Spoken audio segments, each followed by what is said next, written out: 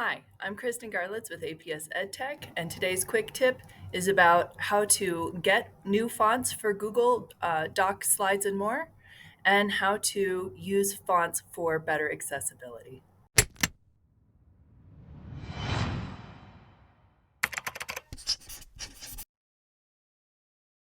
First up for using fonts is how to get new fonts for Google. The first thing you'll want to do is open a Google Doc, click on the font box, click where it says More Fonts,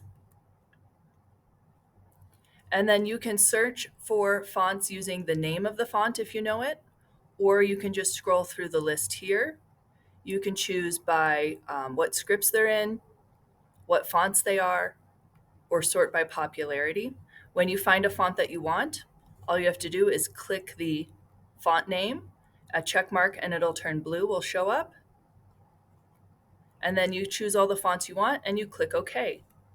Now those new fonts will show up in your list of fonts below so that you can change your font. The next thing you need to know when using fonts on your documents for students, staff, or parents and families is to pay attention to readability. This is part of UDL, the Universal Design for Learning. Something that's good to know is the difference between serifs and sans serifs. Serifs have little feet, like down here. Sans serifs don't have little feet. Serifs with the feet are more readable than sans serifs. If you notice the difference between these two sentences here. If you notice, a lot of books are written in a serif font because the longer the document, the more important it is to have those little feet to draw the eye through the line of text. Line spacing and word spacing can affect readability. Make sure that you have good space in between your lines.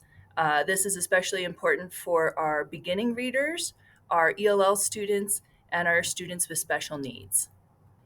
When you're writing, make sure that you don't use all caps, especially for longer pieces of text. Things like scripts, italics, and smaller fonts are hard to read. And the hardest to read of all would be an all caps script font that is bold. So please make sure that you're paying attention to which fonts you're using and how readable they are to your audience. Next up, color can affect readability. Make sure that you are using high contrast colors. That would include using dark on light or light on dark. If you're going to use different colors, go across the color wheel so that you have complementary colors. Colors that are too similar, such as this gray on black or this light blue on green, are really hard to read. So if you're making fun worksheets or assignments, or if you're making newsletters for parents, make sure that you've got good readability with contrast. Last up, it is very easy to get the Open Dyslexic Font extension. This is good for readability for all students. It is something that is available for students and staff for APS. You can go to the do a Google search and search for Open Dyslexic for Chrome. I already have the extension, so it shows up here where it says remove for Chrome. For you, it will say save to Chrome. Go to the website you would like to read in the Open Dyslexic font. Click on the extensions puzzle piece. Scroll down to Open Dyslexic for Chrome. Choose Open Dyslexic.